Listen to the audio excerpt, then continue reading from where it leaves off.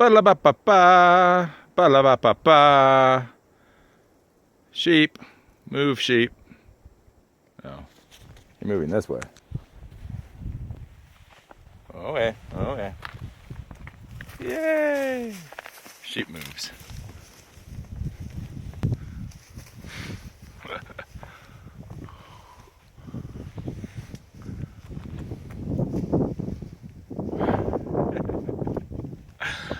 Yeah, I realize. When you see these little sheep on video, it's probably like, haha, look, Eli's afraid of a sheep. But believe me, these things are probably about as heavy as I am, with the horns of bricks. Ah. Hello again. As you know, I am Eli, the computer guy, and today we are going to be talking about traction and the concept of traction, not just for your startup company or for startup companies, but also how you use this in the technology world in general, right?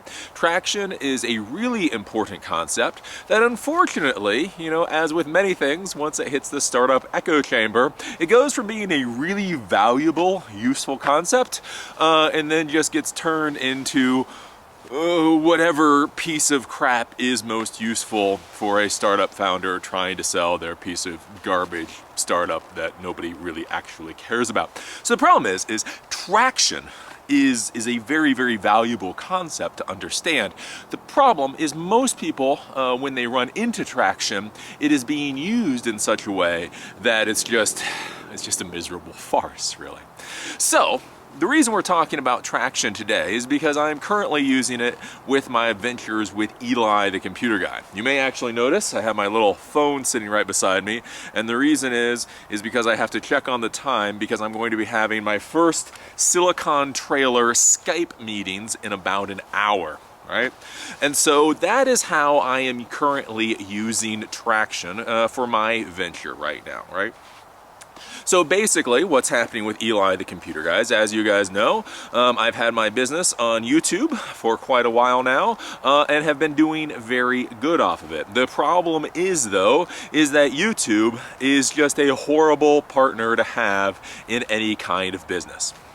Just the fact of the matter. I mean, I'm getting paid, and a lot of the nuts and bolts of dealing with YouTube is pretty good, but overall, YouTube is not the kind of business partner that you want to have. The way that I think about it is I think about any of these social media companies, these modern social media companies, they all basically have their equivalent of their own little mental issues, right? If you're going to be going into business with any of these social media companies, they all have their own weird little mental problems if you look at them as human beings. So if you look at Twitter's big problem is that it has a personality identity disorder.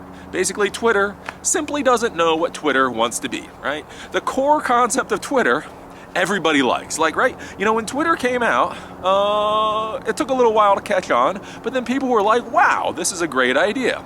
And so Twitter had a really good idea. And that really good idea was just a good idea. It's one of those things, you don't really know how to expand upon it, you really can't grow it, but the core concept is good. The core concept is probably worth a few $1 billion. You can make hundreds of millions of dollars a year in ad revenue. It's a good, nice little business. But the problem is the people that created Twitter and now the stockholders that own Twitter, right? They're looking at LinkedIn, and they're looking at Facebook, and they're looking at YouTube, and they're looking at all these other social media companies, and instead of being happy with what Twitter is, they're like, but why are we that? They're like, because you're not that. You're Twitter, right? Twitter is Twitter. I mean, it's okay. It is okay to be a couple of $1 billion company. At what point? What kind of weird ass world are we in that a company valued at $2 or $3 billion or whatever Twitter is isn't good enough? Oh, right.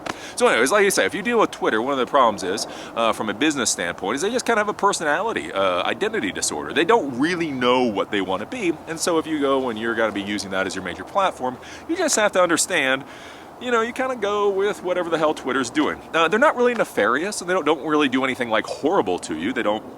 They generally don't close your accounts without a good reason or any of that kind of stuff. They just don't know what they want to do in life, right? If you go over to Facebook, Facebook is just like sociopathic. or psychopathic. I always get those confused. Basically, it's a type of thing where Facebook will just totally run over all the normal morals and ethics of a society. And when you bring it up, they'll look at you and go, I don't see a problem, right? They do what they do, and they don't give a damn, right? And you have to decide if that's something that you want to deal with. Personally, I decided that's not really what I want to deal with. But then you go to something like YouTube, and the problem with YouTube, right? If you're looking at YouTube as its mental disorder, the way I talk about YouTube is basically it's like a schizophrenic running around with a desert eagle, right?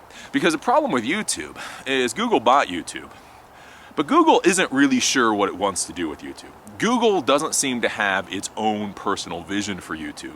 So every once in a while, Google starts futzing with what YouTube is supposed to be. So you see this where, 1 minute they're investing for creators to create content, and then they put money into that, and then just completely and utterly drop it. Then the next minute, you're doing Google Plus integration. And then they drop it, and they do this, and they drop it, right? So the problem is Google doesn't really seem to have a good idea of what they believe YouTube should be. And then every once in a while, they decide for all of about a year that it should go in some particular direction. And the issue is then they come out with things, with policies. And these policies, and this is where it gets schizophrenic with a desert eagle, is because here's the thing. They come out with policies that do not seem to be well thought out.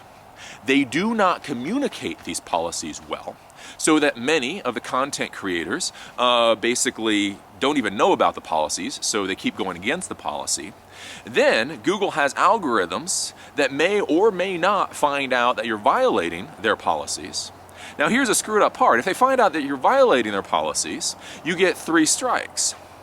But here's the problem. If you put up 100 videos, and 50 of those videos are against policy, because you didn't know any better, and the algorithm hits you in one day and flags all 50 videos, guess what? That's 50 strikes, and you're done, right? I've seen that happen to some of the content creators. And so you get this weird schizophrenic thing where it's like, Google doesn't know what they want to do with YouTube.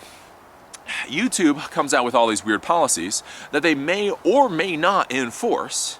They may or may not keep. Again, like I said, with the whole Google Plus integration.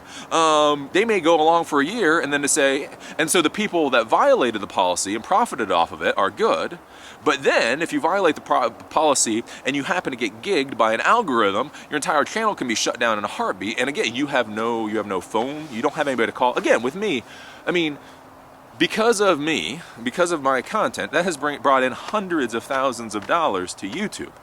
And I literally still do not have a phone number to call. I mean, think about that. I mean, again, I'm not like somebody with like 10,000 subscribers. I'm not somebody making like, $500. I mean, one of my crappy little Eli the Computer Guy live channel makes over $500 a month, right? And that's just a crappy, like, hey, look at that. Right. So basically, I've been looking at ways to expand my business and grow and figure it out. And so that's where traction comes in for me. Because one of the problems that people get into whenever they start a business venture is that they always look at it as a business from the get-go. So most people, when they're thinking about starting a business, they're thinking about things like, I want to start a retail store. I want to start a clothing store. I want to start a cafe. I want to start a restaurant, right? And so when you do that, basically, you go out, you do your demographics, you figure out, how much people, what the median income of your area is, you figure out the products they want to buy, you figure out the services or products that are not being provided to them so that they want to, and you come up with this very big plan. It's called your business plan. And I've written business plans, and they are just real business plans are just monster beasts of things. They take you about 6 months to do if you're doing it really well. Because again, you have to go out and do surveys, you have to really talk with people. Because what happens then is you take that business plan, you take all that information, you turn that into a plan, you then either go to the bank, or you go to your own bank account if you've got it, you take somewhere between $100,000 to $500,000, and essentially you spend it all at one time in order to build your whatever, right? Because if you're going to build a retail store, just think about it. If you're going to do a retail store, you have to rent the retail store for at least a year, normally 5 years, but even let's say just at least a year. Then you've got to build out that retail store. If you walk into a retail store, there's counters, there's hangers on the wall, there's pictures, there's music coming out. All that stuff costs. I mean, significant money. Then beyond that, then you have to buy all your inventory. Then after you buy all your inventory, then you have to figure out how many employees you have, and basically you want enough money in the bank account to pay for this thing, to pay for your salary and your employee's salary, again, for a minimum of a year. Generally, you'd like to have for 2 years. So most businesses are supposed to lose money for about 2 years, and then they become profitable, right? And so when you do a normal business, right, you come out with this massive plan, and then you take this money and you plunk it down, and you create the business. But again, here's the thing. We are in the technology world. We are in the world of changing the world. So many of the products and services that we create and we try to sell, nobody even knows if they want that they want it, right? Like when I started doing the Everyman IT videos, most people laughed at me because they didn't even really grasp the concept of online streaming video training, right? If I had gone out and done surveys for that, people have been like, what the hell is that? That doesn't even make any sense, right? I mean, when I started this 6 years ago, right? YouTube is 10 years old. So YouTube had only been around for about 4 years. And at that point, believe me, YouTube was a pretty miserable mess, even more so than it is now. And so the issue is when you're starting these technology ventures, you don't really know how it's gonna go. You don't really know the demographics. You don't really know the profit margins. You don't really know how many people are gonna buy this thing. You have this idea and you have this concept that people want this thing, and then you've just gotta figure it the hell out, right? So with me, I've been doing my YouTube thing, and that's very profitable, and I've realized I have to get off of YouTube. Or I have to start on the path away from YouTube, just because YouTube is gonna screw me at some point. Here, what is it? September 17th, 16th, 2015, I am prophesizing YouTube is gonna screw my ass at some point. And they're gonna be like, what? Didn't you read that policy that was buried 500 web pages down that nobody knows existed? Anyways, so I've got to get out of it. So, I've been looking at, how to do that and what I actually enjoy doing. Again, as a technology professional, it's not just about what people pay you for. I have a lot of skills people will pay me a lot of money for. Doesn't mean I want to do those things, right? Again, as I keep trying to tell you guys, one of the reasons I have a pretty happy life is I make money doing what I enjoy. So, I could go out there and I could be like a CIO for a startup company, and I'm sure I could lose my mind pretty damn quick. I mean, I would be capable of doing it. I don't want it. I've had those offers. I'm like, no, I don't want it. I'm not working 14 to 16 hours a day to launch that. So, looking at what to do. And so that's where I've been looking at this whole thing of coaching, basically coaching, right? So I did consulting in the past. And so business consulting is where you sit down and you consult with the business. You walk in, what are your needs? What's your money, blah, blah, blah. Okay, you need to buy this server and this many computers and this software, right? That's consulting. Then there's teaching. So I did consulting in the past, and I really actually like consulting. I really like consulting. What I don't like is all the work that comes after consulting. And again, that's one of the problems you get into in the business world is it's all one package. I mean, people generally don't just hire you to come in for this one little bit. So what I really enjoy doing is consulting, and I'm good at consulting. But the thing is, you do 2 hours of consulting, and then you do 100 hours of, deploying systems and making sure antivirus works and all that kind of stuff. And I'm 39 now, and too old for that crap, right? So I like the consulting part. There's the idea of teaching, doing in-person teaching, which I just don't like, to be honest with you. I just don't like in-person teaching. It's kind of, again, I get a little ADD with life, and so simply sitting there and repeating essentially the same class over and over and over again sounds tedious as hell. I actually did that when I initially started Everyman IT. That looked like how I was going to make a lot of money, because there's a lot of money. Just so you guys know, there's a lot of money in in-person tech training. You don't have to be good at tech. You just have to know more than the students do, and therethere's a crap ton of money there. The problem is I did it. I did a number of these classes. Made my money, made my cash, but yeah, I didn't. It was like, I'm gonna have to teach this class again? That sucks, right? So going out there, figuring out what I like, and so what I realized that I like is this whole idea of coaching, right? The idea of sitting down with technology professionals or people that need technology support and walking them through problems. Again, I've talked about this, I've been doing Silicon Trailer, is sitting down and, okay, what is your issue? What are you looking to do? Okay, here are the resources that are available. Here are these technologies that are out there. Again, like if you're looking to deploy a server for your your environment. Talk about what you need. We figure out that you need a file server. You've got a decent budget, so you probably want a high availability file server. So I can say, you know what, Synology does very good quality, high availability servers, NAS units. I'll go with them. And that's where it ends. I don't have to worry about the configurations. I don't have to worry about your vendor. I don't have to worry about warranties. Right. So coaching is what I like. And so the problem is, though, with coaching, the question is then, how do you turn this into a business? How do you make money? Because at the end of the day, it's all about making money, right? It's not just about helping people out. And so when I first started doing this, started playing around with this idea, there was the idea of Silicon Trailer. So as we drive around the places that I meet people, or the places that I go, I can meet people and sit down for an hour or 2 or 3 and discuss with them their issues. And so this has been going well. Almost every place that I've been, every place but Glacier, I'm now in Glacier National Park, every place other than here, I've met with people. Even West Yellowstone in the middle of Montana, met with people, right? And the first thing that I'm looking at there is basically, is anybody actually interested in meeting with me at all, right? If I want to do coaching, one of the questions is does anybody want to be coached by me? This is what I love. I see so many life coaches out there anymore, and they're all people like, I'm going to be a life coach. And you look at them and you say, well, does anybody care what you think? Well, I'm a life coach.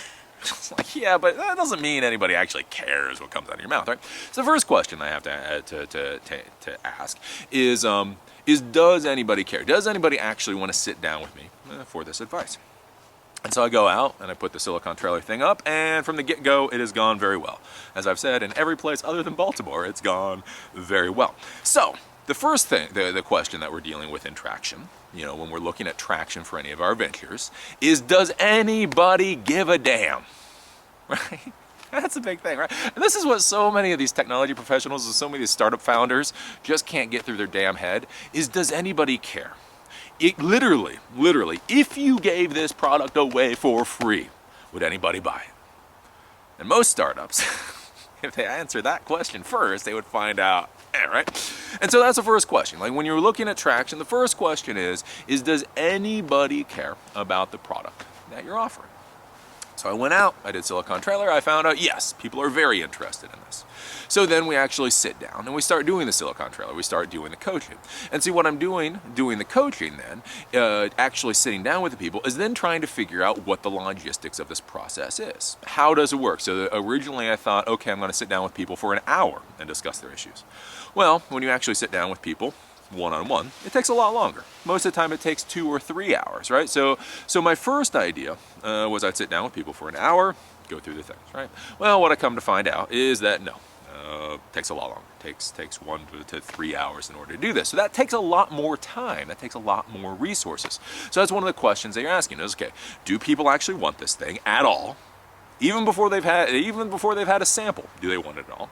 Then you bring them in and you start figuring out the logistics and you start figuring out if it works. Okay, now that I've actually brought them in the door, do they want the product? Still free, still absolutely 100% free. But now that I've got them in the door, do they want the product? Do they find it to be valuable, right? So those are the 2 next questions is what are the logistics? What are the resources that I have to give out in order to offer this product at all?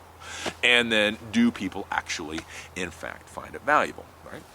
And so that's what I did with Silicon Trailer. So I'm sitting there 2 or 3 hours. Okay, this is going pretty well.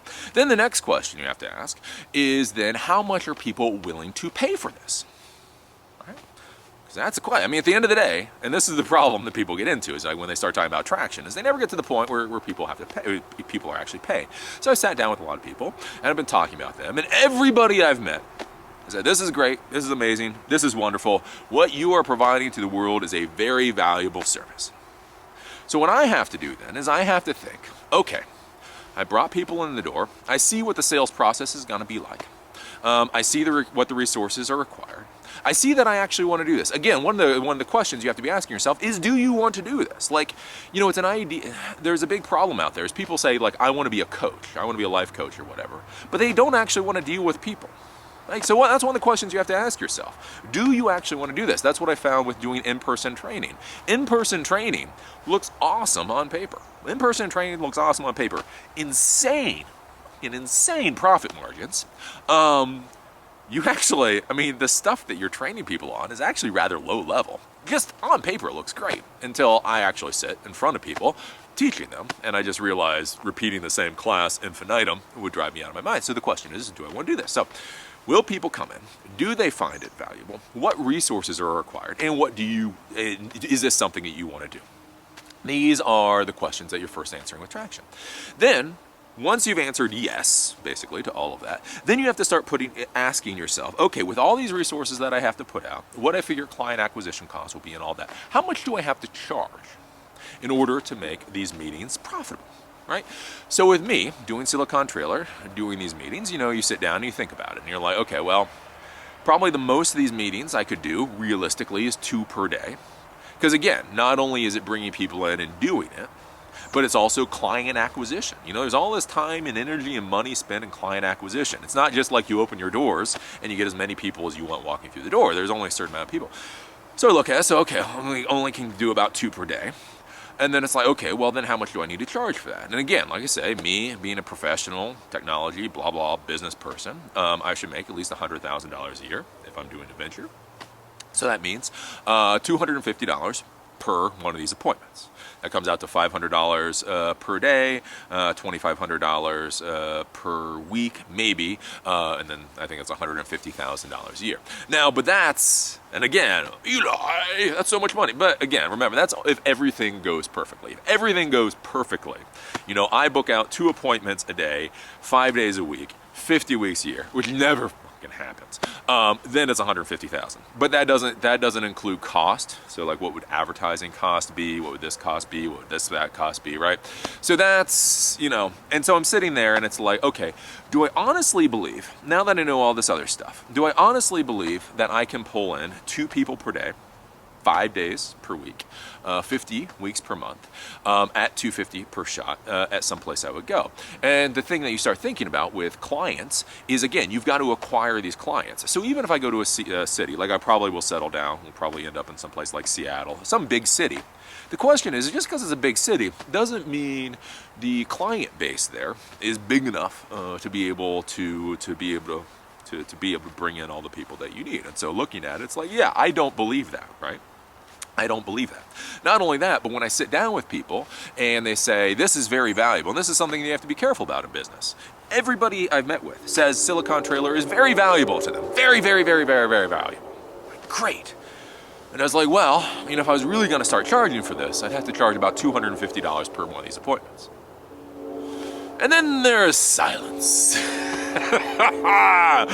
The silence, right? Because I've already done the math. It's like, okay, all this stuff works. So if it works, this is how much I would have to charge in order to make this to be what I would consider to be a viable business, worth my time and energy. And when I say that to the person across me, they say, yes, it is valuable. Yes, it is wonderful. Yes, it is great. And yeah, no, I'm not going to pay $250.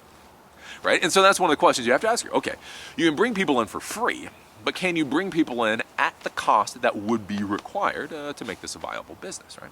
So I'm sitting there and I'm thinking about it. And I'm like, okay, so in order to make this a viable business, one, people laugh at the cost. Again, one thing you have to think about the cost is just no matter how much you give people, there are just certain price points they won't go above, right? So even if I'm sitting down with people for 3 hours, $250, oh, right. Oh, come on. That's less than $100 an hour for my time. But still, it's like, oh, $250. So the price is too high. And then again, trying to get the client. So it's sitting here and scratching my head. It's like, okay, well, how can we deal with this? How can we deal with this? How can we make this little coaching thing venture better? And so the thought was the Skype meetings. So I did a video the other day and said, okay, we're going to do Silicon Trailer Skype. Now again, Skype meetings are still completely free because Skype, and this is an important thing you have to understand, Skype is a different platform, it's a different medium than doing things face-to-face. So again, we run into a lot of the same questions that we ran into before when I first started doing Silicon Trailer face-to-face, because again, it's things like, are people interested in Skype meetings? Do I want to do Skype meetings? Like, I can sit down and do a Skype meeting, doesn't mean I like doing it, right?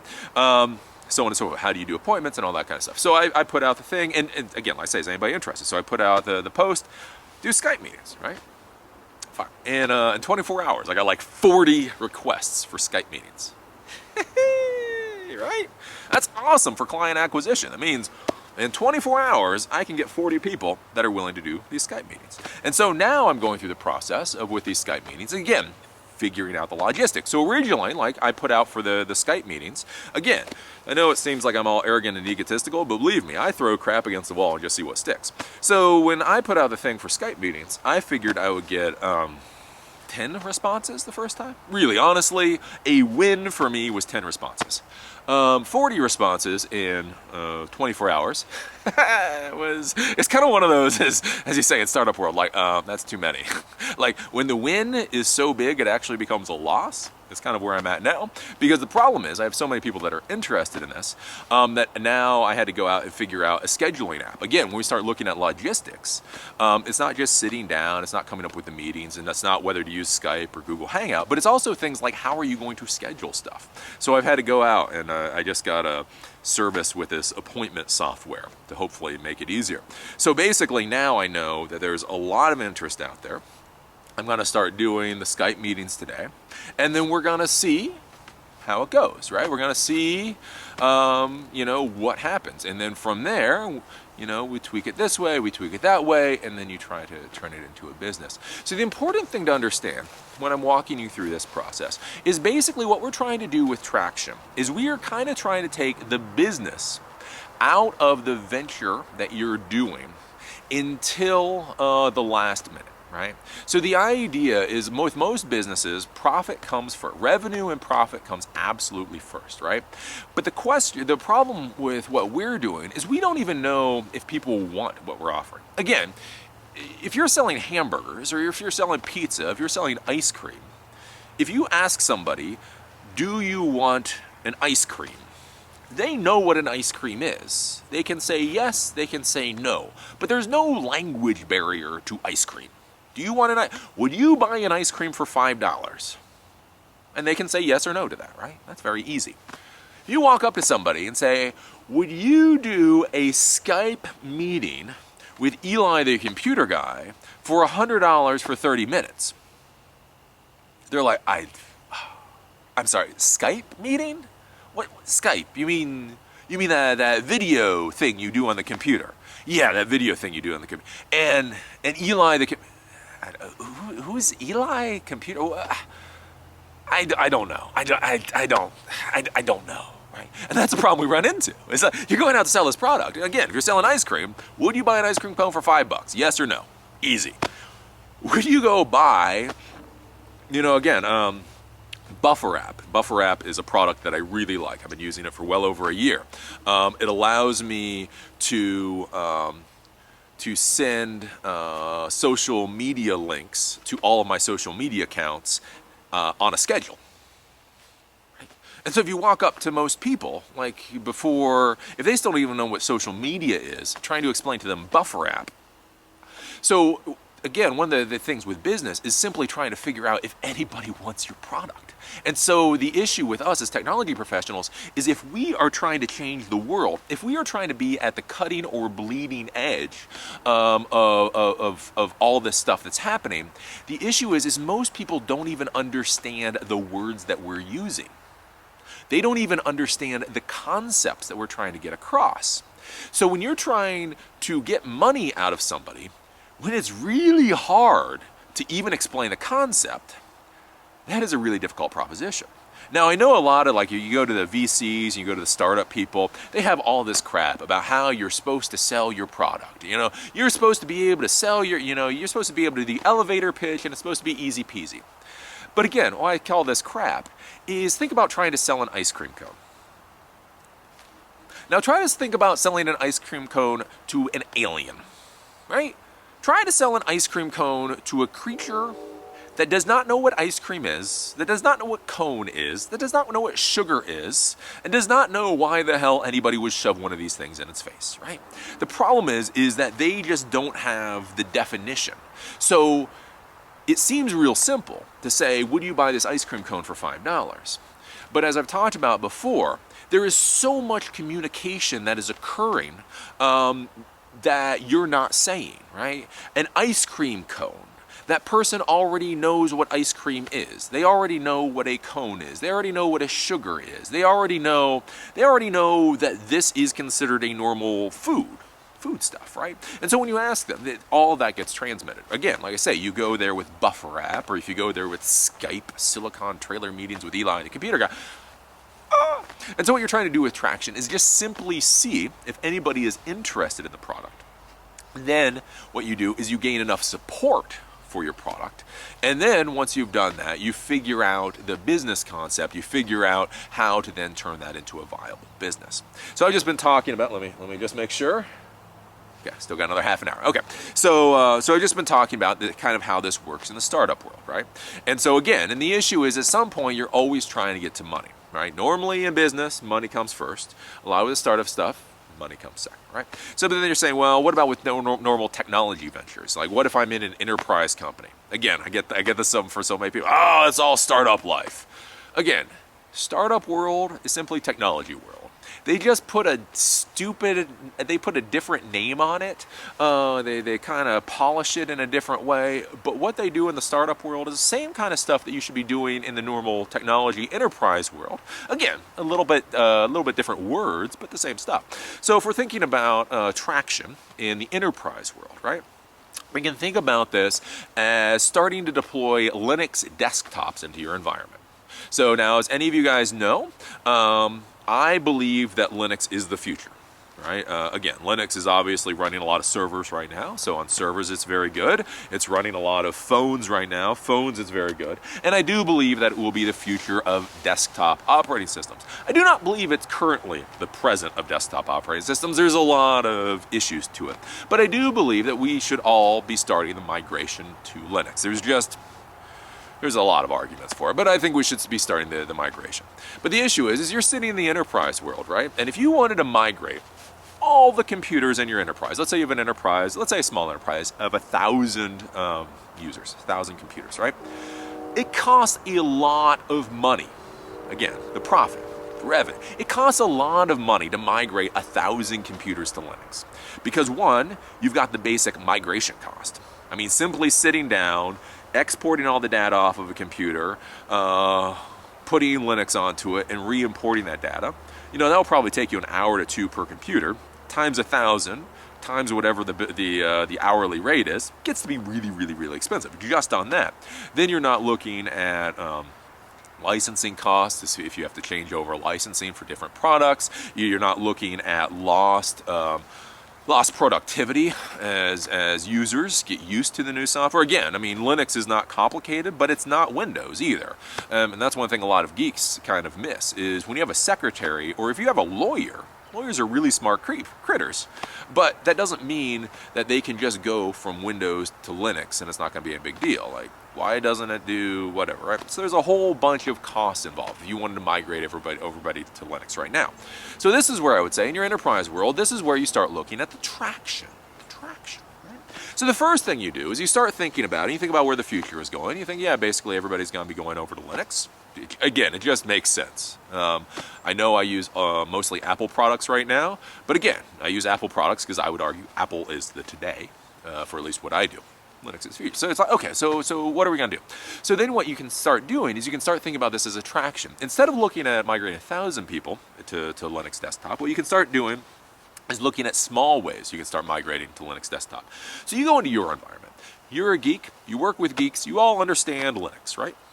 So look around at your personal systems. Like maybe this is the time to start migrating the IT department's laptops to Linux. Right? You're already geeks. You don't have to put in help desk support tickets in order to figure out stuff if it doesn't work. So migrate your computer to Linux. And then figure out what issues you're having. Okay, so I'm going to migrate to Ubuntu. And then on your computer, is Ubuntu doing what you need it to do? Maybe you need Fedora. Maybe you need any of the other distributions. I'm not getting into the distribution thing. But you look at your environment, and the first thing, I'm going to go Linux, and so you install Ubuntu. And then you're like, oh, I like Ubuntu, but Unity. I hate Unity, right? What's Unity? And so you go, and then you find the right distribution. You find, okay, yeah, this is the distribution I feel comfortable with. I think my users will feel comfortable. Then you're sitting there and you're going through and you're trying to do your apps. You're trying to do your work. And then you're like, oh, man, a couple of my apps don't work. Okay, so how do you make those apps work on a Linux box? And it's like, okay, so I'll need to use virtualization software. So you go out and you look at VirtualBox and you look at VMware and you look at this and you look at Parallels and you look at these other things. Well, now again, you're in an enterprise environment. So I know a lot of you guys are saying, well, just use VirtualBox. Well, remember, for commercial use, VirtualBox costs money. It's like $50 a license, somewhere around there. So since you're in the business environment, you then have to figure that out. Okay, so I found a good distribution of Linux that I think everybody will like using this virtualization. Now, since we're in a commercial environment, what I find is that, I don't know, maybe Parallels. I don't know, does Parallels do Linux? Maybe Parallels is the best one. You know, you think VirtualBox, but it's commercial environment, so it costs you money. You go over to VMware, whatever, and it doesn't really do what you wanted to do. Maybe you find Parallels, so you install Parallels. And then you get your system working. And you're like, wow, this system was working good. And then again, then you go over to the other people in the IT department. You're saying that we really should be migrating this way, so everything's solid. And they work through the process, right? And then let's say you have 5 people in your IT department. And you all migrate over to Linux, you're all figuring out the virtualization, and then you just argue. You argue for the next 2 months about the best standardization. And it's just fisticuffs. In the morning in the morning you argue over coffee, in the afternoon you argue over the water cooler, and at night you argue at the happy hour, trying to figure out, right? Because basically the thing is, you should have in an enterprise, you should have standardization. You don't want 5 different things, right? So you spend 2 hours arguing these stupid arguments, right? Or two months arguing these stupid, until you figure out what you're going to go with. Then once you do that, then you start looking around and you start looking at the lowest hanging fruit for Linux deployment. Right? So warehouse computers, right? There are a lot of computers in any kind of enterprise. All these computers do is access basically internal web apps. So all they need is Firefox. All they need is a basic web browser, and they access everything that the user needs. Like there is zero downside to Linux. Zero downside to Linux, right? They're just web app machines. So you go out, let's say like you have a warehouse department. You go out to warehouse department, maybe you have kiosks, whatever, and you go and you start migrating those computers because nobody even really cares about them anyway, right? And then you see what issues you have. Are they connecting to DNS properly? Are they connecting to DHCP properly? Are they connecting to, do they need to connect to Active Directory? Can you get them to connect to Active Directory properly? And you figure out all those problems, right? Again, still no budget, still no money. You migrated your computers for very little money. Again, maybe the cost of virtualization software, that's it. Then you migrate all these warehouse computers to very little money. And then you start telling people about this process. And you start telling people why you're doing it. Okay, these warehouse computers are no longer Windows computers. They will be less vulnerable to viruses. They'll be less vulnerable to this, blah, blah, blah, blah, blah. And then you go and you're talking about it. And then what you start looking for is you start looking for the people who want Linux. Right? Because again, there are fanboys within all professions for technology. I'm telling you, you have salespeople that think Linux is the greatest thing in the world. You have marketing people that think Linux is the greatest thing in the world. You have accounting people that think Linux is the greatest thing in the world. So you start telling these people, yes, we're starting the migration to Linux.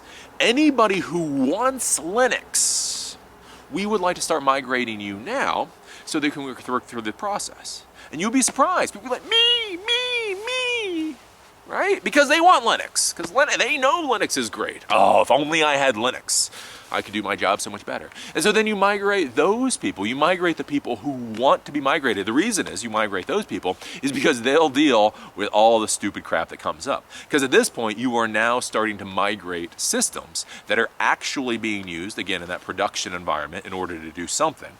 So there's gonna be issues. Again, maybe they have software you didn't realize they have, this, that, or that.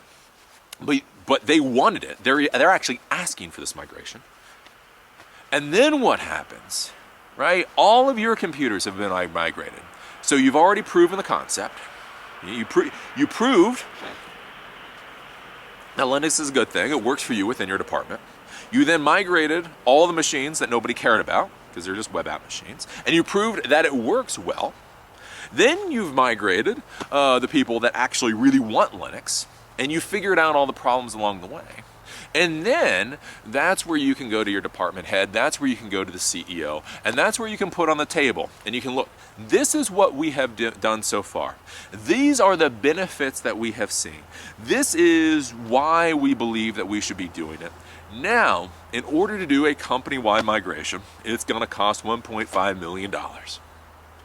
And the CEO is going to, but you go, but we're going to start this as a process. We don't need $1.5 million from the get-go. I just need $20,000. And for $20,000, what I'm going to do, and again, from the traction mindset, you look around at the computers. Whose computers should you migrate first that are reasonable, right? And it's probably like the sales department.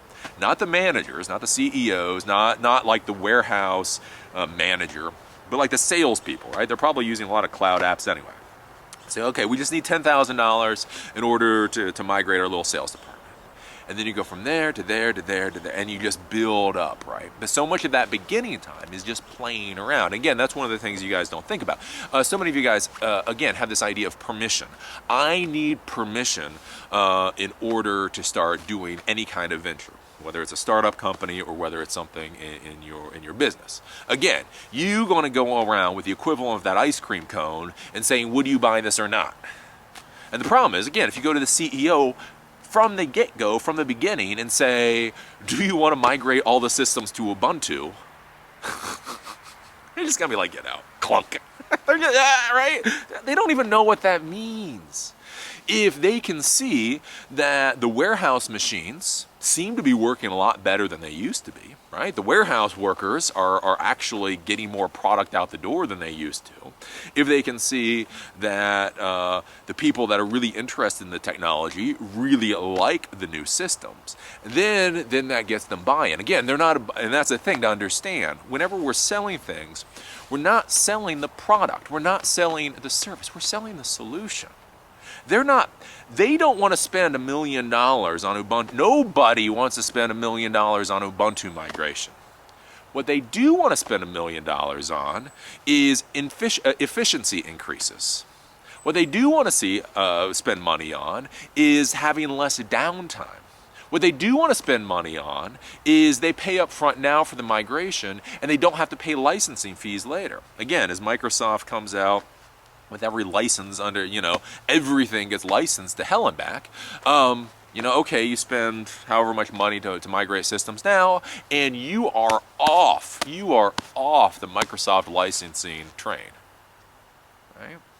And so this is something to be thinking about, something to be thinking about with traction. So traction is the idea of proving that your venture or your business, that basically anybody wants it. What you're asking is, does anybody want it? What you're asking is, when you provide the service, is it actually a service that people want? Again, that they find valuable in any way, shape, or form. The question you have to answer is, do you want to provide the service? Again, one of the issues I see with a lot of you guys is you're all like, man, Eli, I want to make money. It's like, there's a lot of ways to make money. But do you actually want to do this day in and day out? Do you want to reiterate this or iterate this 1,000 times? Again, like I say, if I do these Skype meetings, in order to make the Skype business work, I have to do like 4 a day, somewhere around that. Do you want to do four a day? That's 20 a week. Do I want to do 80 of these meetings per month? And then beyond that, then you figure out, what resources are required, and then you start figuring out things like client acquisition costs, and and after you figured out all of that, then you figure out the price. And then if the price is too high for what you're offering, then you try to retweak it. And it might be something as simple as, instead of doing in person, you do it over Skype. Because for me, and that's the thing, like I say, if I do in person, the clients that I can get are only within that geographic area. Whoever's willing to actually drive to me, right? It takes time, there's all this stuff. Whereas if you do Skype, my geographic area is now literally global. I don't have to deal with a lot of the niceties. Again, like if you come to meet me, we're going to shake hands. I'm going to ask you if you want some water. Do you need to use the toilet? Again, that doesn't sound like a lot. Yeah, so what, Eli? That's just being nice.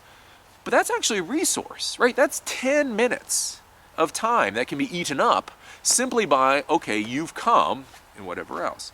And so that's where something as simple as, like I say, going over to Skype, it may seem so simple, but it can be a lot bigger. And again, like I say, once we start looking at prices, so the Skype meetings, long at the end of the day, I have to figure out the thing. But I know that if I'm actually answering questions for real technology professionals, again, this is where I know I can charge $100 per 30-minute appointment. I know the value there, right? The reason is because you're actually answering questions. If you are the single IT guy for a small business and you're trying to figure out what new file server to deploy, simply being able to talk to me for 30 minutes and discuss your options is actually, in fact, very valuable. And so there, again, like I say, before, if I asked people to pay $250 for up to 3 hours, right?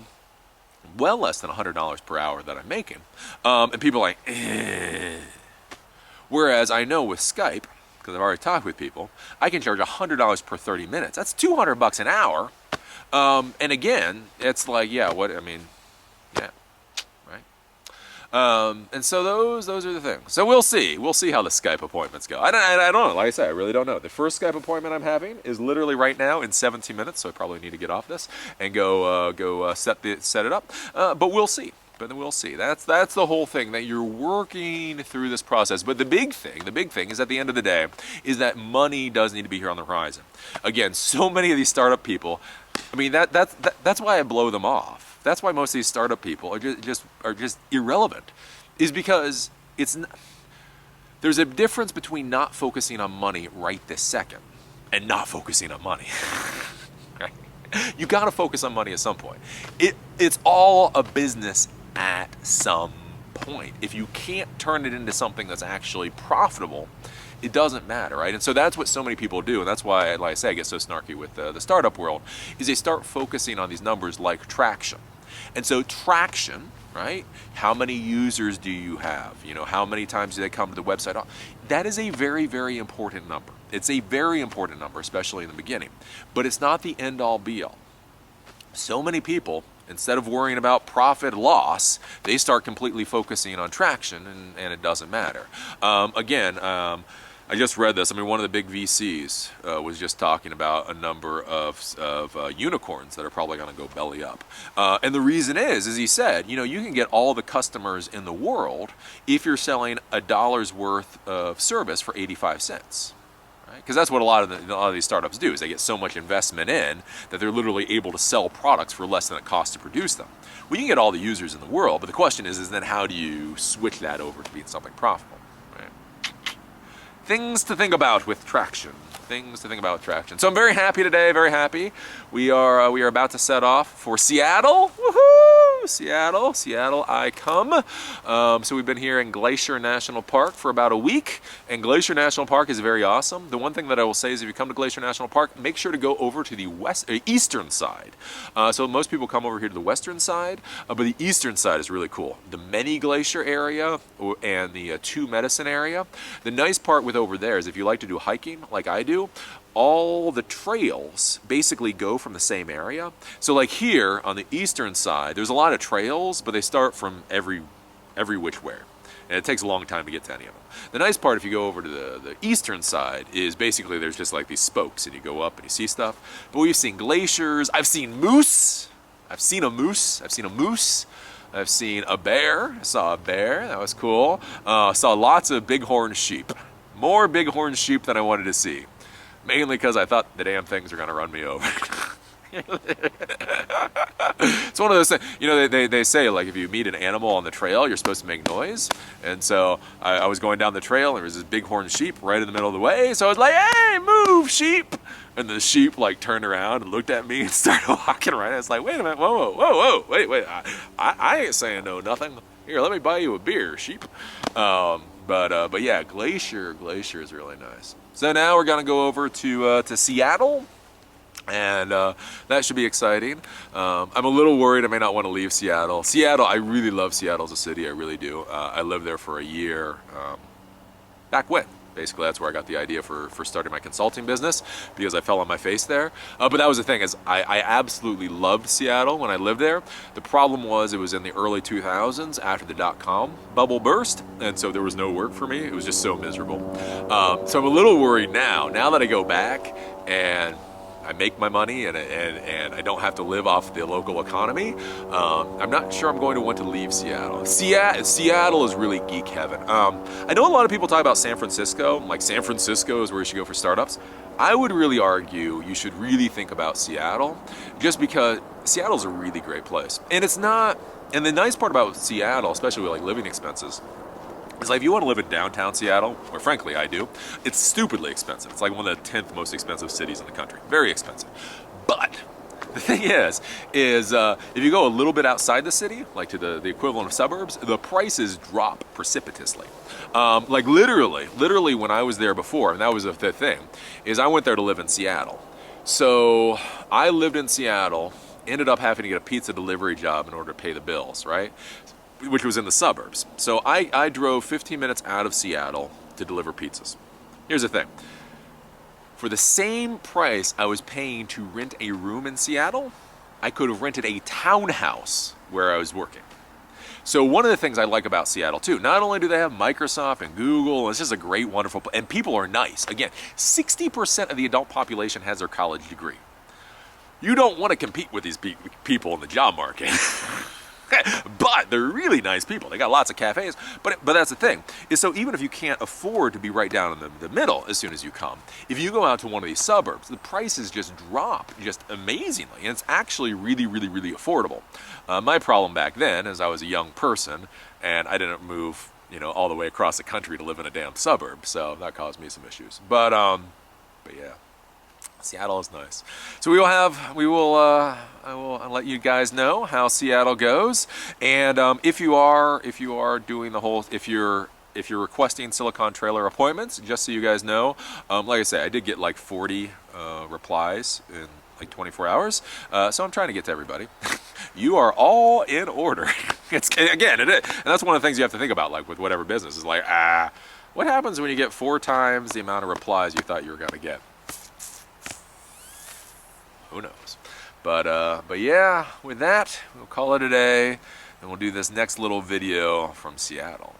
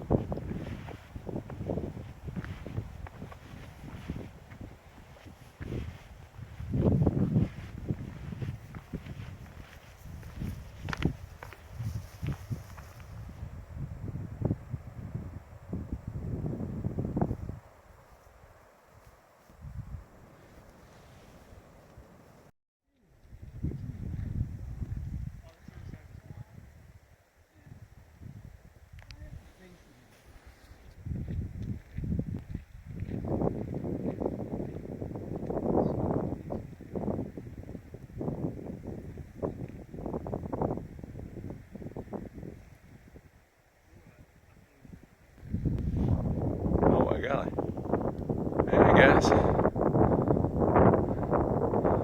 Back of the sheep.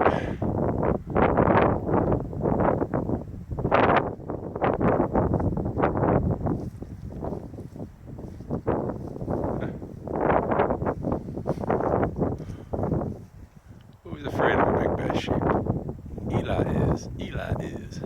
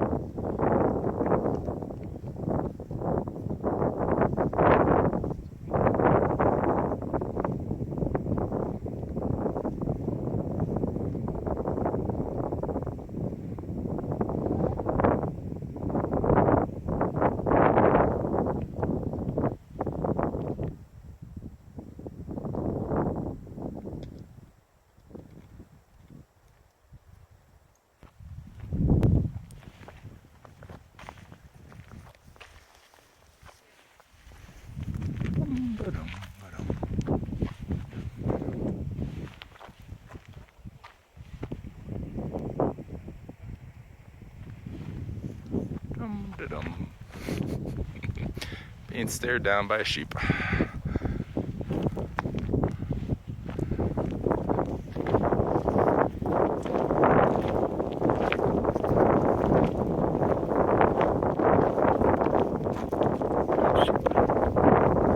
Good sheep. I'm going this way, sheep. You go that way, I go this way. Yay! Eli survives the sheep.